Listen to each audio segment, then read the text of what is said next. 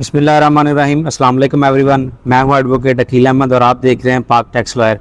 आज का जो हमारा टॉपिक है वो ये है कि एक बिजनेस पर्सन की टैक्स रिटर्न कैसे फाइल की जाती है। तो हमारे पास ये आईआरएस का जो है वो डैशबोर्ड ओपन है। सबसे पहले मैं आपको एक छोटा सा ओवरव्यू दे दूं कि अगर कोई आज की डेट में फाइलर हो रहा है तो उसने अपनी न्यू रजिस्ट्रेशन कैसे करनी है और उसने अपनी टैक्स रिटर्न कौन सी फाइल करनी है।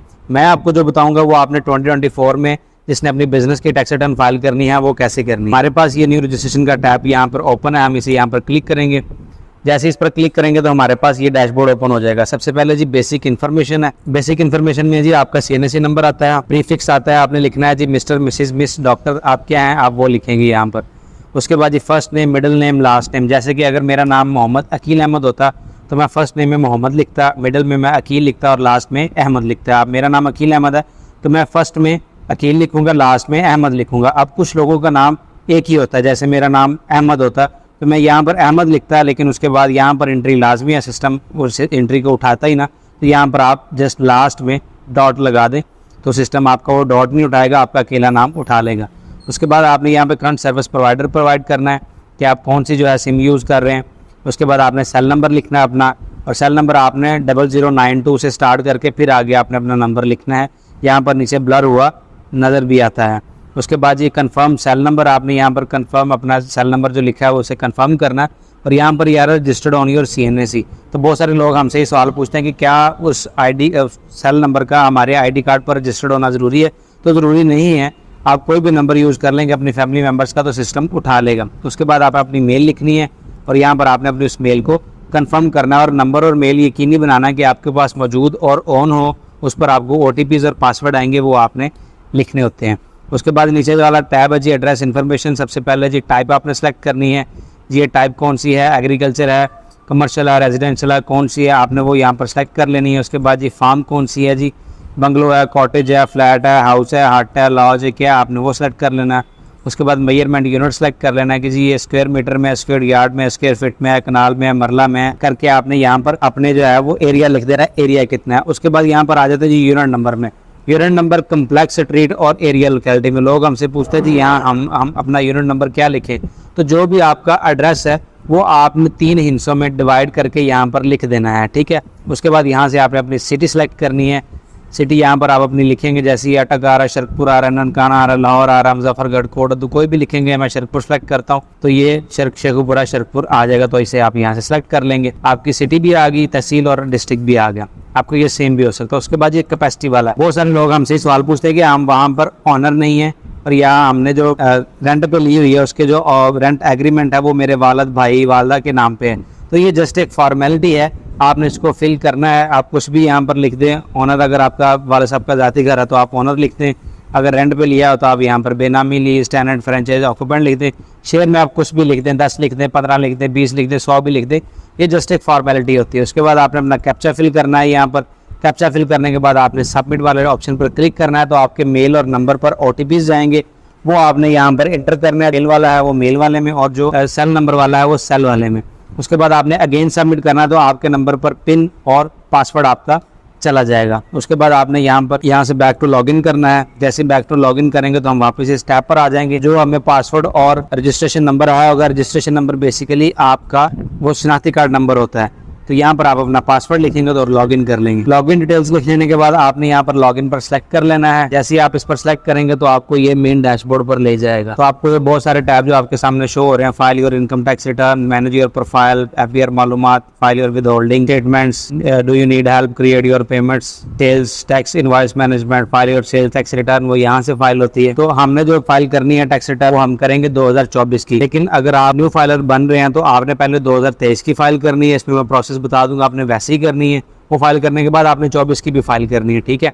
आज मैं जस्ट 2024 की करूंगा। आप यहाँ से भी टैक्स रिटर्न ओपन कर सकते हैं नॉर्मल से। बहुत सारे लोग जो सैलरी रिटर्न खोल लेते हैं या जो एक स्पेसिफिक बनाई होती है उन्होंने वो खोल लेते हैं।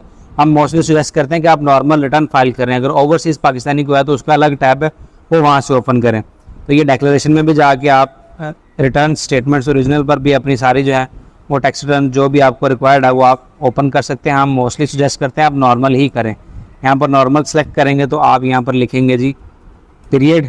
जो पीरियड होता है 1 जुलाई 2023 से 30 जून 2024 तक है फिस्कल ईयर। उसके बाद हम यहाँ से इसे सेलेक्ट करने के बाद कंटिन्यू कर देंगे। जैसे ही हम इसे कंटिन्यू करेंगे तो हमारे सामने ये डैशबोर्ड ओपन हो जाएगा। सबसे पहला ऑप्शन है जी एम्प्लॉयमेंट, सैलरी वाला, उसके बाद प्रॉपर्टी रेंटल इनकम वाला, उसके बाद ये है जी बिजनेस वाला। हमने अपने मेन टैक्स रिटर्न बिजनेस वाली फाइल करनी है तो हम इसे ही फोकस करेंगे। तो यहाँ पर सबसे पहले आपने बिजनेस सेलेक्ट कर लेना और यहाँ पर आपने मैन्युफैक्चरिंग ट्रेडिंग आइटम्स पर चले जाना है।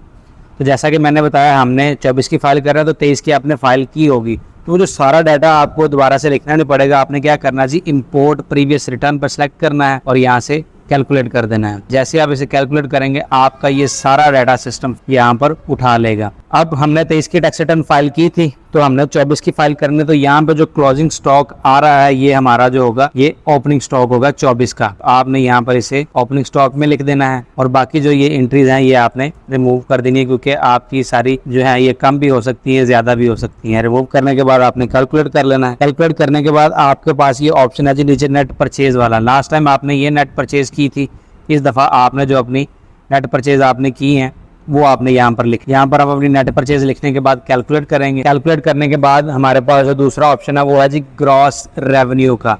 आपने इस साल कितना ग्रॉस रेवेन्यू किया है, उसके बाद फिर आपके एक्सपेंडिचर जो है खर्चे वगैरह सारे निकलते हैं। ये हमने लिख दिया जी, ये हमारा ओपनिंग स्टॉक था जो पिछले साल हमारा क्लोजिंग स्टॉक था। ये जब हमने फिस्कल ईयर स्टार्ट हुआ 1 जुलाई को जब हमने शॉप ओपन की तो हमारे पास इतना जो है वो स्टॉक पड़ा हुआ था।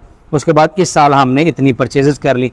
अब आ जाती ग्रॉस रेवेन्यू का, आपने सेल कितनी की है। यहाँ पर हम अपना ग्रॉस रेवेन्यू लिखेंगे जी, हमने कितना किया। ये लिखने के बाद हम नीचे आएंगे तो ये हमारी आ रही है जी 21,21,627 रुपये हमने ये जी इनकम फ्रॉम बिजनेस होगी। अब जो आपको टैक्स लगता है वो इस बात पर लगता है कि आपका प्रॉफिट कितना है, आपने अभी एक्सपेंडिचर इसमें से निकालने हैं। तो हम नीचे आएंगे जी, हमने सैलरीज दी हैं इस दफ़ा, हम यहाँ पर अपनी सैलरीज लिखेंगे। यहाँ पर मैं एक बात आपको बता दूँ, ये सारी चीज़ें जो हैं ये आपको समझाने के लिए हम करते हैं। आपने अपनी एक्यूरेट डिटेल्स लिखनी है, ठीक है। एक्यूरेट डिटेल्स जो होती है आपके जो परचेज कर रहे हैं आप जो है सिस्टम लागू हो गया कि 236C की परचेज करते हैं आप, तो वो आपको फाइलर होना लाजमी, तो आपकी रिकॉर्ड में अपडेट होती रहती है। तो आप भी मालूमात से आप जाकर उसे डाउनलोड कर सकते हैं कि आपने नेट परचेज कितनी की है। तो आपने अपनी डिटेल्स जो है वो एक्यूरेट लिखनी है, ये जस्ट आपको समझाने के लिए लिखी जा रही है। उसके बाद ये फ्यूल कितना लगा, फ्यूल एसेंस में अगर आपने जनरेटर रखा हुआ है तो वो जिसका उसका फ्यूल लगता है वो आप यहाँ पर लिख सकते हैं। यहाँ से कैलकुलेट करेंगे। कैलकुलेट करने के बाद जी पावर, बिजली आपने कितनी इस्तेमाल की है वो आप लिखेंगे यहाँ पर। उसके बाद जी गैस, अगर आपने गैस का यूज़ किया तो लिख सकते हैं, तो आप नहीं लिखेंगे। स्टोर्स एंड स्पेस, आपके पास स्टोर और स्पेस कितनी चीज़ें पड़ी हुई हैं वो आप यहाँ पर लिख देंगे। उसके बाद आपने कोई रिपेयर एंड मेंटेनेंस करवाई थी वो आप यहाँ पर लिख सकते हैं। अदर इनडायरेक्ट एक्सपेंसेस, जो आपके छोटे मोटे डेली के एक्सपेंसेस होते हैं वो आप यहाँ पर लिख सकते हैं। सारी चीज़ें मोस्टली जो शॉप्स होती हैं या ऑर्गेनाइज जो बिजनेसेस होते हैं, ये सारी चीज़ें वो लिख के रखते हैं अपनी। उसके बाद नीचे आते जी क्लोजिंग स्टॉक। लास्ट टाइम हमारा क्लोजिंग स्टॉक ये था 3,78,650। तो डेफिनेटली या इस साल बढ़ेगा या कम होगा, तो हमने वो लिखना जितना इस साल का क्लोजिंग स्टॉक है। हम यहाँ से इसे कैलकुलेट करेंगे। कैलकुलेट करने के बाद हम यहाँ पर जाएंगे जी management administrative selling and financial expenses पर। इसके बाद यहाँ पर ऑप्शन आएगा जी रेंट का। रेंट जितना आपका इस दफा था वो 10% इंक्रीमेंट के साथ आपका इंक्रीज हो जाएगा। आप वो यहाँ पर अपना रेंट लिख देंगे। उसके बाद कम्युनिकेशन पर आपका कोई अखराजात आए हैं, आपने इंटरनेट वगैरह लगवाया हुआ है तो वो भी आप यहाँ पर लिख सकते हैं।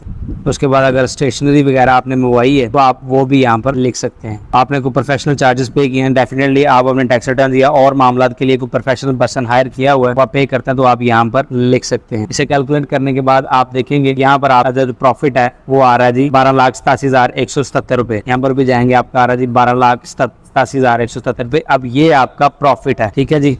उसके बाद ये आपका क्लोजिंग स्टॉक आ जाता है, आप इसे यहाँ से कॉपी करेंगे। उसके बाद आपने जाना जी बिजनेस एसेट्स इक्विटी लायबिलिटीज। यहाँ पर देखेंगे जी आपके प्लांट मशीनरी इक्विपमेंट्स फर्नीचर वगैरह आपका पड़ा हुआ है, अगर इसमें आपने कोई एडिशन किया तो आप यहाँ पर लिख सकते हैं। उसके बाद स्टॉक स्पेस स्टोर्स, आपके पास जितना जो स्टॉक पड़ा हुआ आप यहाँ पर लिखेंगे। उसके बाद कैश में अगर कोई चेंजिंग हुई है तो यहाँ पर आप लिखेंगे। यहाँ पर लिखने के बाद आपने कैलकुलेट करना है। जैसे कैलकुलेट करेंगे तो आपने इसको यहाँ से कॉपी करके यहाँ पर नीचे भी लिखना है। आपकी ये नीचे वाली और ऊपर वाली जो अमाउंट है वो सेम होनी चाहिए, ये वाली और ये वाली आपकी अमाउंट जो है ये सेम होनी चाहिए। उसके बाद आपने इसे यहाँ से कॉपी करना है। कॉपी करने के बाद आपने अपनी पर्सनल एसेट्स एंड लायबिलिटीज में जाना है, तो आप पर यहाँ की जो आपकी सारी डिटेल्स है वो शो हो रही होगी।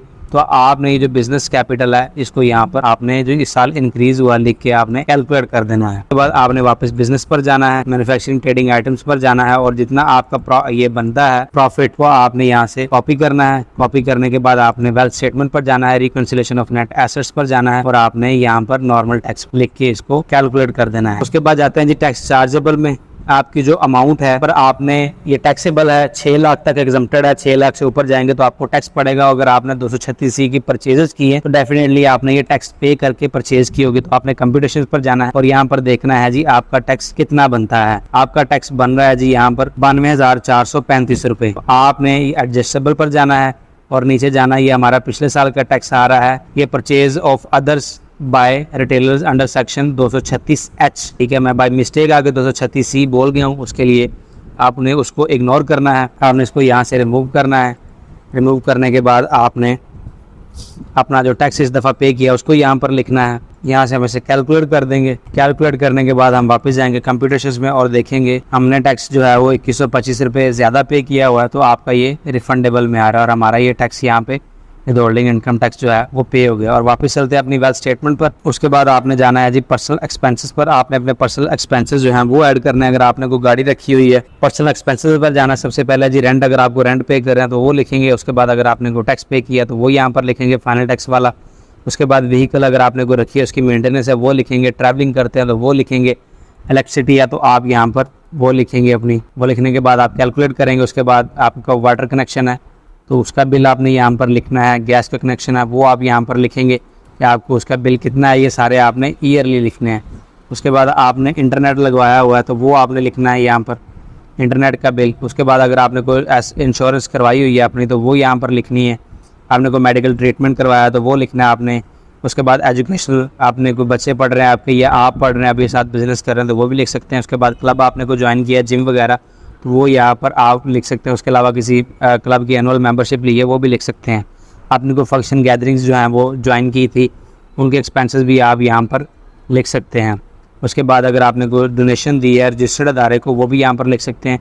और यहाँ पर आपके आते हैं other personal house hold expenses, जो आपके डेली बेसिस के अखराजात होते हैं यहाँ पर, वो भी आप लिख सकते हैं। वो लिखने के बाद आप यहाँ से कैलकुलेट करेंगे। कैलकुलेट करने के बाद आपने वापस रिकंसिलेशन ऑफ नेट एसेट्स पर जाना है तो आपकी यहाँ पर अमाउंट आ रही है 4,65,427 रुपये और ये आपके एक्सपेंसेस हो गए। तो आप वापस आपने पर्सनल एसेट्स पर जाना है। उसके बाद आपका बैंक अकाउंट है।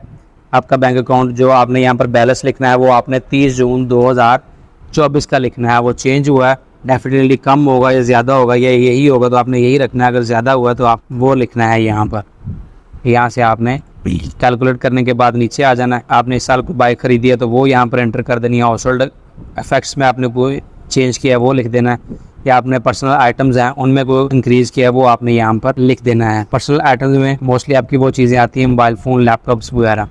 उसके बाद नीचे जी आपका टैब आता है कैश नॉन बिजनेस, आपने इसको यहाँ से रिमूव करना है। रिमूव करने के बाद आपका जो कैश इन हैंड है वो आपने वापस जाना है। आपकी अमाउंट माइनस में आ रही है नीचे, ठीक है जी। ये माइनस में आने का मतलब ये है कि आपका जो इनफ्लो है वो ज़्यादा है और आपका आउटफ्लो जो है वो कम है, तो ये माइनस में आ रही है।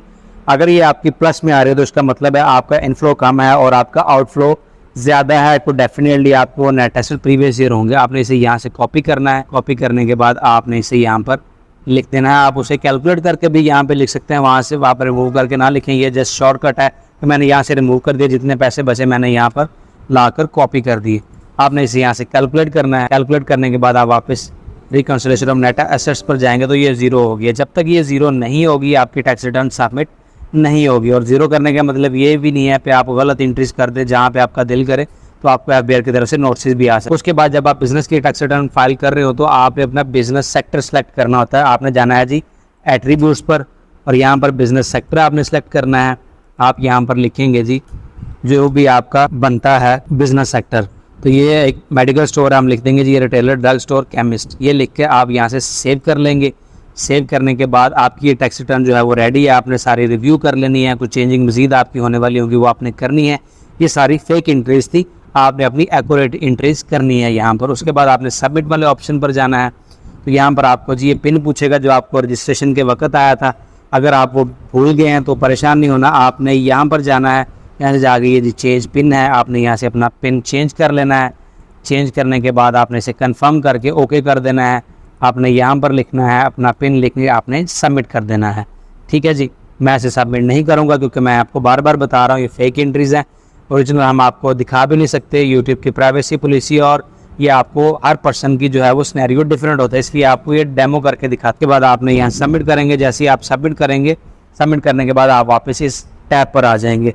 अगर आप न्यू फाइलर बन रहे होंगे तो वापस जाके अपना चलान क्रिएट करना है। उसके हवाले से मेरी एक अलग वीडियो मौजूद है, वो 2-3 वीडियोस मेरी मौजूद है। हाउ टू बिकम फाइलर वाले में भी चलान कैसे क्रिएट करना मौजूद है, और चलान कैसे क्रिएट करना है और किस पीरियड में कौन से टैक्स रिटर्न फाइल करनी है और कौन सा चलान क्रिएट करना है, इस हवाले से भी अलग से एक वीडियो मौजूद है। मैं नीचे डिस्क्रिप्शन में उसका लिंक दे दूंगा। ठीक है जी। अगर आप न्यू फाइलर बन रहे हैं तो 23 की ऐसे फाइल करेंगे और 24 की जाके आप ऐसे फाइल करके, जैसे मैंने तरीका आपको बताया है, फाइल करके आप सबमिट कर देंगे और 23 का चलान जमा करवाएंगे तो आप एक्टिव फाइलर बन जाएंगे। अगर आप 24 की करें तो ऑलरेडी आपका स्टेटस एक्टिव होगा। तो आज की वीडियो हमारी कंप्लीट हो गई है। उम्मीद है आपको हमारी वीडियो पसंद आएगी और आप इससे सीखेंगे भी। मजीद ऐसी मालूमाती वीडियो देखने के लिए आप हमारे चैनल को सब्सक्राइब कर लें और बेल आइकॉन भी प्रेस कीजिएगा ताकि जब भी हमारी नई वीडियो अपलोड हो आपको उसका नोटिफिकेशन मिल जाए। तो मिलते हैं आइंदा किसी ऐसी नई वीडियो में किसी नए टॉपिक के साथ। तब तक के लिए अपना बहुत सारा ख्याल रखें। अल्लाह हाफिज।